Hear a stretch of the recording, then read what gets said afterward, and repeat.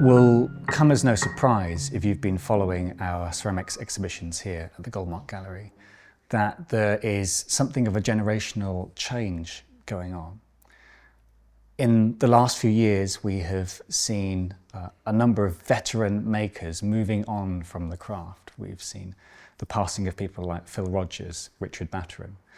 We've seen potters like Mike Dodd, Clive Bowen, Jim Malone, Sven Bayer give their final exhibitions as exhibiting makers here at Goldmark. So this debut exhibition by Charlie Collier does not just mark the youngest exhibitor ever to show here at Goldmark. It's also a chance to showcase what a new generation has to offer. The pots that you see around you in this show, Charlie has been putting aside for the last few years. They're some of the best work that he's produced to date. And though only in his early 30s, I think you can see from the beautiful work around me that he has a fascinating future ahead of him. When I look at the pots around this show, it's clear to see who Charlie's heroes have been.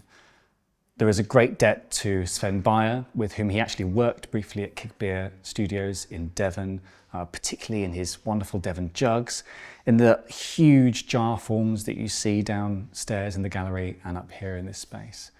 There are elements of form taken from people like Clive Bowen, Mike Dodd and Richard Batterham, who he met and spent some time with too. But I think it was the critic and writer T.S. Eliot who said that it's really the least interesting thing you can say about someone's art to simply point out the sources of inspiration that have gone in. The tradition or genre of pottery, the kind of style of work that Charlie is drawn to, this kind of Leach continuity as it's often called, this conversation, the dialogue between East and West, this examination of Mingay folk style pottery, is one that has long been cross-cultural. It has involved potters looking back thousands of years across continents and cultural dynasties, picking, choosing, selecting, plucking the different aspects and elements that they feel suit what they want to say about the world. It is a matter of selection. And for me, what's more important about a potter's work is what that selection says to us. How does it make us feel? What is the sensibility that's captured in those pots? When I look at Charlie's work, there is real warmth to it, not just literal physical warmth in the colours, this wonderful earthen palette that he has, the glazes he's chosen, the wood-fired work that he has, but a warmth of spirit too. There is reverence, not just for the material that he's working with, but also for those that have come before him. I think most importantly, there is a kind of kindness to his work too. When I pick up one of his Devon jugs, I can feel that it is lightly thrown, but not meanly thrown. It's a pot, in other words, that has you and me and its use in mind.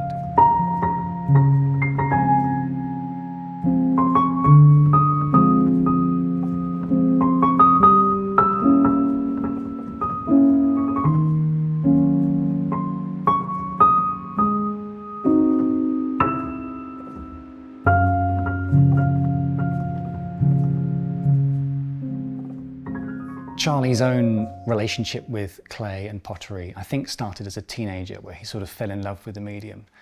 But it is grounded in two major sort of periods of work. The first was spending 7 years at Jim Killing's Whichford Pottery as a production thrower, making large and small flower pots.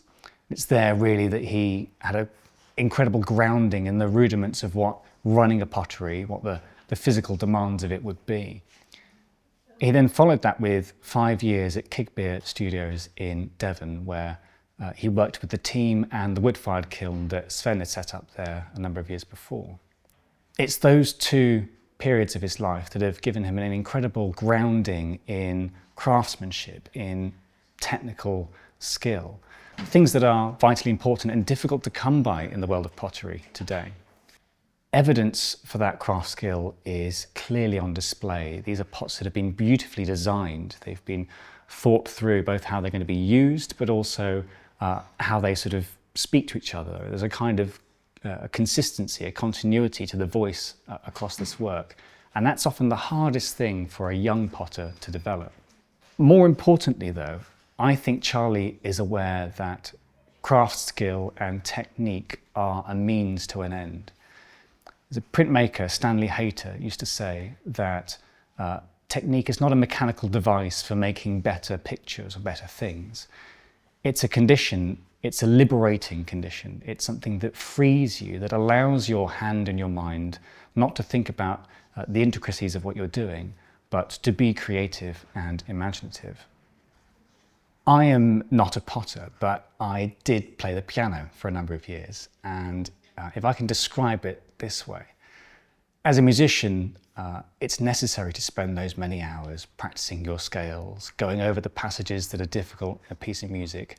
That's what trains the muscles in your hands and your fingers to move in a certain way. It gives you that dexterity.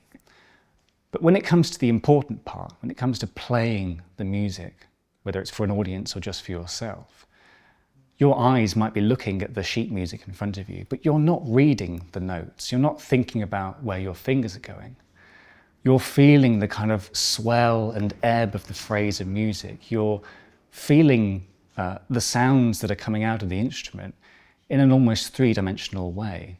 It's a feeling for form that I think is probably very similar to how production throwing gives you the technical skills as a potter to feel form as you're making, to have a very kind of deep and profound sense for what you're making, rather than thinking about the very specifics of what your fingers and hands are doing at any moment. Having said all of that, there is obviously a great deal of technical know-how, of knowledge on display here in this exhibition. And you only have to look at the way that Charlie has glazed these pots to see that. There's beautiful Shino glazes, Kaki and Tamoku. There are ash glazes where he started to use ash from the local orchard at Kigbeer, producing a really wonderful particular effect. And some of those ashes are actually responsible for the chun effect that you see in many of these pots, that wonderful light blue kind of optical effect you get in the glaze. It's a lovely addition to this very earthy palette. It's something lighter and sort of clean and fresh that goes alongside these very kind of grounded colours. For young potters out there, much of this information has never been more freely available. There has never been so much information online about glazing pots, about making, about wood-fired processes. Much of this is more open to them than has ever been for any generation that came before. Paradoxically, I think it is probably harder now than it has ever been for a young potter to establish themselves, to find a studio space they can work with, to get used to a studio rhythm, a rhythm of practical pot making, to have the time and the patience and the self-belief to work through pottery. Pottery is a procedural art. It's one that's very slow. You're constantly fixing issues, solving problems. The pace at which you can make change in your work and you can explore ideas is very slow. And a real career in pottery is many decades at the wheel, at the glaze buckets, at the kiln. So to see where Charlie has come at just his early 30s is really remarkable.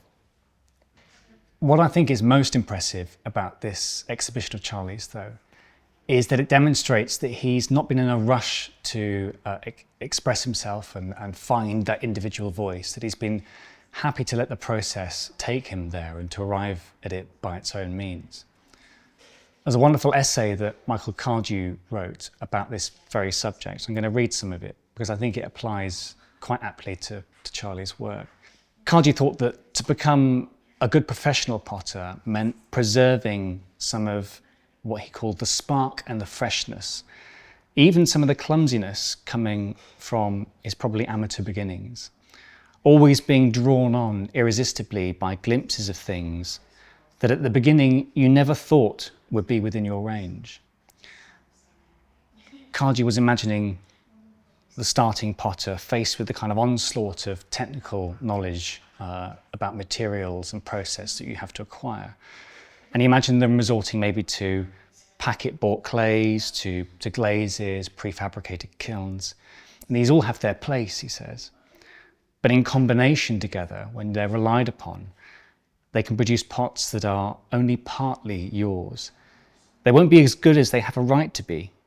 If they're deprived of half of their personality by these shortcuts, a sensitive potter, feeling that there is something missing, will probably try to replace it by what I call a deliberately willed injection of personality. But it's a mistake, because the something which is missing, call it character or personality or originality or whatever you prefer, is in fact a very mysterious and elusive thing, which cannot be pinned down and captured by a direct assault. The only chance of catching it is by stalking it and taking it by surprise. You have to approach the mystery by an indirect road. It's a lovely encapsulation, I think, of the challenge that faces the potter at the start of this long journey, this long career.